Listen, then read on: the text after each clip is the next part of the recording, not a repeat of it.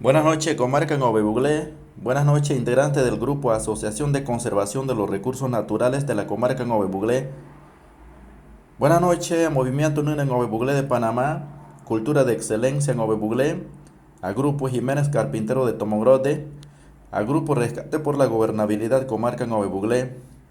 A todos, buenas noches.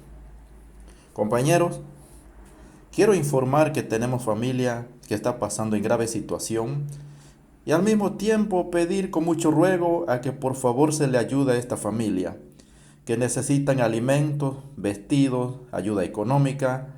Viendo el video y la imagen ustedes sabrán que se trata de una bebé de tan solo 10 meses de edad. Se trata de la preciosa bebé Yahaira. Según el diagnóstico del médico, padece de conexión anómala total de venas pulmonares, cuyo tratamiento y cirugía es muy costoso y no cuenta con seguro médico. Señores, esta bebé necesita de usted y de mí, pues es una belleza que merece y tienen derecho a vivir, a quien el padre, aunque con tanto amor, lastimosamente no le puede ayudar por lo más que quiera, porque también padece de una enfermedad crónica y muy peligrosa.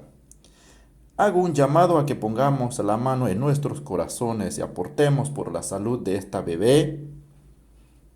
El número de caja de ahorro es 5600146481.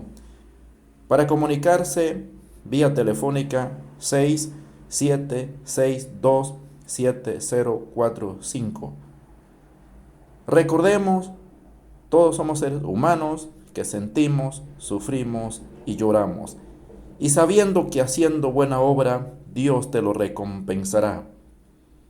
Yahaira, esta preciosa bebé, necesita de usted. Muchas gracias.